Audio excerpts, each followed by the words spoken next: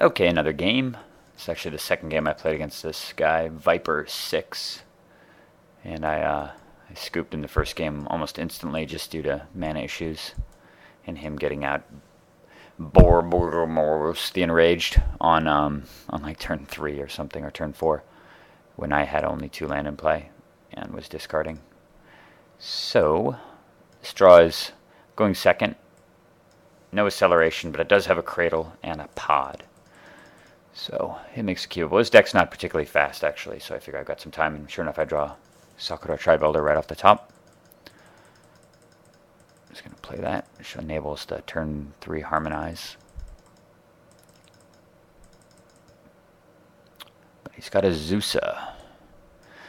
Pretty awesome in a deck with a commander that costs 8, especially if you've got the lands to run it. And clearly he does if he's cycling Smoldering Crater. Eternal Witness. Just going to go get the Elder again. My thought right here is that I'm just going to try to ramp into doing some shenanigans with Birthing Pod and Eternal Witness, and I just want to get more mana out, because I basically have to race his commander. I figure I've got a maximum of 2 turns before it comes online, and obviously you can't let it hit you, because if it hits you one time, you probably lose. Given that he gets all the lands back, and then he gets extra lands, and then he can bombard all your blockers and continuously smash you with it. So my whole plan is going to be around Birthing Pod into Duplicant, ramping up from the Eternal Witness. The other option also, of course, having extra creatures allows me to run the Cradle more, and I can just make Omnath large enough to block the big guy too. And he casts Ranger's Path, so yep, 2 turns till Borborygmos is online. Borborygmos, I think that's how you pronounce it. Another forest. There's an Elder and a Cradle. I'm just going to pod right now. I get Oracle, that's right. My plan was to get Oracle to try to get some lands out quickly. And I have the worst luck in the universe with discard. I swear, I put like an extra land into play off the top of my deck like once every 5 games that I get Oracle out. It's so ridiculous. I mean, granted, I don't play a ton of land, but still. Alright, so here's Biggins. My actual hope is that he gets kind of a little distracted by this and chases after it, because my plan actually, well, I have a couple of different ideas. So he just throws a land away. I've got the Stomp Howler. Unfortunately, I was thinking, wow, cool, the Stomp Howler's on top of my deck. That's perfect. I need a 5-drop. I can just cast Stomp Howler, sack it to Birthing Pod, and immediately get Duplicant to get the big guy out of the game. And then, of course, if we read Indrik's Stomp Howler, it is not optional, and there's only 1 artifact in play. So that plan does not work, but we have backup. Play land. Sack.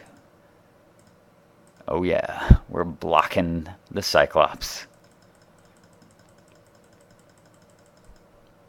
He casts Viashino Heretic, one of my most hated creatures in this entire format. This guy is too good.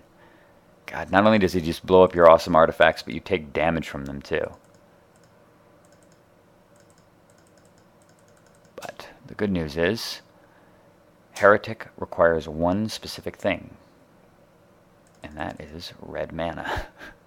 So we just go get Terastodon and blow up all of his mountains. And he cycles Smoldering or Forgotten Cave, which makes me think, man, he must have a handful of red. And that play was going to be for naught. Obviously, I don't want him to kill the Birthing Pod. I'm going to Harmonize. Oh, God. When I see this off the Harmonize, my heart just sinks. I figure, man, there's a really good chance I just lost the game. But I'm just going to put out Omnath here. At least Omnath can go large very quickly. And he's red-green, so he doesn't have any quick ways to deal with it. He's got Rampant Growth. Still does not have red, though. We've put a lot of lands into his graveyard already. So I add 3, and I top deck Garruk Primal Hunter. Man, so happy to see that. And I think for a second here about just making 15 mana, casting Garruk, and drawing 11. But I decide that, you know what, there's no way he can really realistically get rid of Omnath next turn. I'm pretty sure he's going to spend his next turn killing Birthing Pod anyway. And I'd much rather why draw 10 when you can draw 20? So I'm just going to go and sack the Elder and get a blocker, in case he is thinking about attacking me. So I take 4 from that. And then he has Life from the Loam. Oh my goodness. So brutal. Life from the Loam, Azusa, and Borborygmos. It means that I am dead in like 2 turns from this craziness. He has 1, so he can cast this thing and draw 9. Plus he has a cycling land too. So he cycles that, plays a land, draws and cycles. Jesus. 1, 2, 3. 1, 2, 3, 4. 4 land in the graveyard and at least probably 4 or 5 in hand. I am so glad Omnath is a 14/14 right now. And that I did not draw 10. So yeah, I think I'd be dead within, because of the Forgotten Cave and his ability to dredge cycle, I think that I'm probably within 1 or 2 turns away from being just immediately killed by this guy. Plus elephants. So this is actually, it looks like I'm in such a commanding position, but actually I'm in a really, really precarious position. And so I have to do the Garrick plan. Play land, Garrick.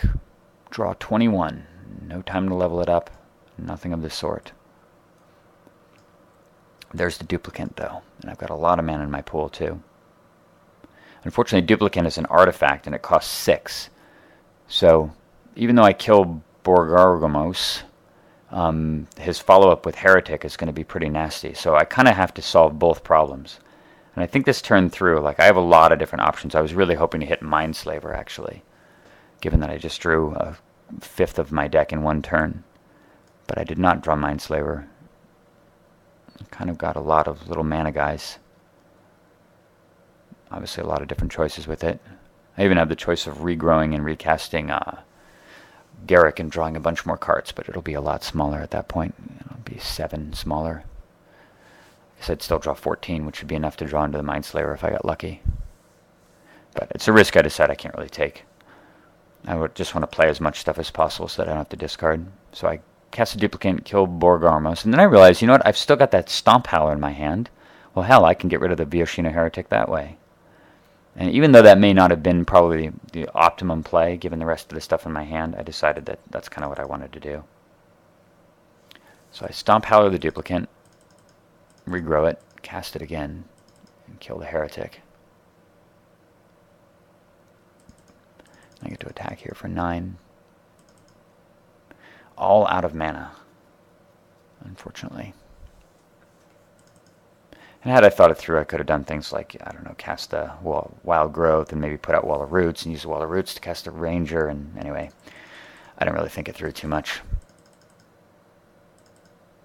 I just needed to deal with his guys. And I kind of fully expected him to just play 2 more land and regrow and recast his Giant. And then start the loop all up again next turn. But at least I've got plenty of mana production options now.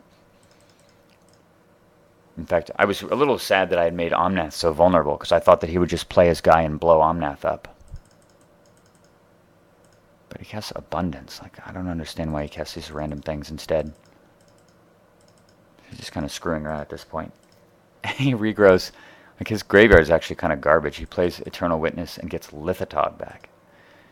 Sack, what is this guy? Sack an artifact or an enchantment or a land to give it +1/+1. Well, whatever. Go crazy. Mox Diamond. This is going to be a rather crazy turn. So, for starters, play some guys. We're going to add a bunch of mana. Cast Kozilek. Draw 4. And I get Raphellos. Pretty sweet. Play land. Now it's time for Greater Goodness. Sacking the big guy. Draw 9. And off that I get Greaves and Sword and Vorinclex. Pretty damn amazing. I'm going to kill his land off first. Play Raphellos and Greaves. Make a little bit of mana here. 12, untap, play him again. 20. Arbor Elf, 21, 18, sword, throws sword on Kozilek, grieves it. Kill 4 permanents, smash. And hit him for 14. And now all my stuff is untapped. I've got Vorinclex out too. Look at all that mana. Acidic Slime, kill a land. Greater good. Drawing 34 cards. So gross. I just discard some crap. At this point, actually, I was getting distracted by something else that I had to attend to, so I just randomly clicked on stuff in my hand, figuring it doesn't really matter. This is clearly going through the motions here. Notable things in my hand, though, are I've got Garruk and Karn, so I have the ability to untap this enormous critical. I actually did not get the Mindslaver, which was what I was completely intending to do, seeing as how it automatically seals the game up. But I did not get a Mindslaver. So we're just going to destroy more of his lands. Play a bunch of stuff, more stuff. If I didn't go too fast. And then end the turn with 19 mana floating and a million dudes out, and him having 2 land in play.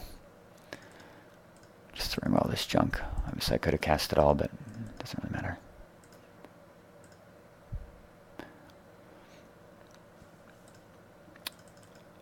And my opponent facing far more than lethal damage, obviously scoops it in, or packs it in. But pretty cool game, actually. I thought the early, obviously all the critical turns were much earlier in the game, but I thought the little shenanigans with Birthing Pod were pretty cool. It was nice to be able to fight off that fast Borborygmos again. Hope you guys enjoyed that one. It's always fun to see the Omnath deck do its sinful, crazy, big mana stuff. See you later.